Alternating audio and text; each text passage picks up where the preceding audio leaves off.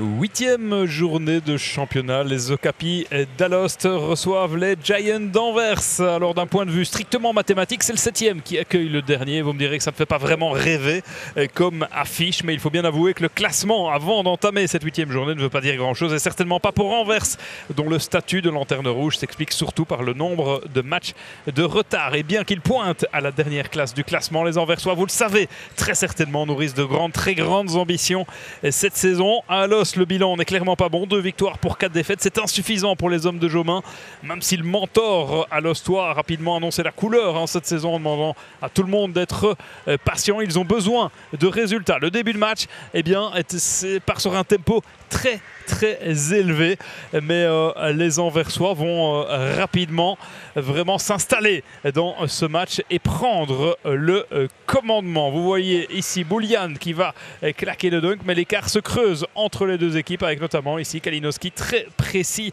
à distance. Il va planter 10 points sur le premier quart-temps. Il y en aura 11 pour Dudzinski et c'est déjà 16-29 à la fin du premier quart. Dans le deuxième quart-temps, on a un petit peu la même physionomie de rencontre, c'est-à-dire un récital offensif de la part des Anversois et surtout une défense alostoise complètement absente, et l'écart se creuse inlassablement. Vous le voyez, déjà 20 points après 15 minutes de jeu. À la mi-temps, le marquoir affichera tout simplement 27-53.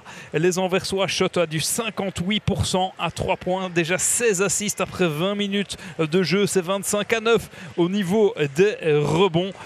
Deux gros marqueurs que sont Dudzinski avec 18 points, 10 pour Kalinowski. Bref, Anvers domine cette rencontre de la tête et des épaules, et cela se confirme dans le troisième quart-temps. Il y aura de temps en temps quelques soubresauts à l'Ostois, notamment via Boulian. Ici Tito Casero qui se montre précis à distance, mais cela ne pourra pas faire douter les Anversois qui ont vraiment la main mise sur la rencontre. Ici Sanders précis à distance, et puis la contre-attaque ponctuée par Kalinowski à la fin du troisième quart-temps. Le marquoir affiche 43-80. Et puis le récital se poursuit. Pourquoi se priver finalement dans le quatrième quart-temps?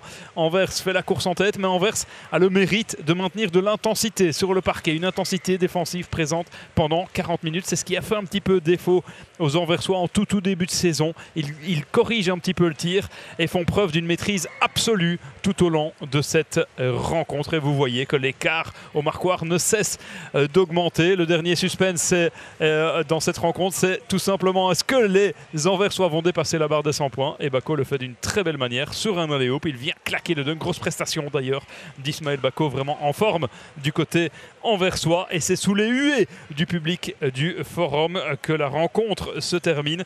Victoire très large des Anversois en terre alostoise. Score final: Alost Anvers est 71-106.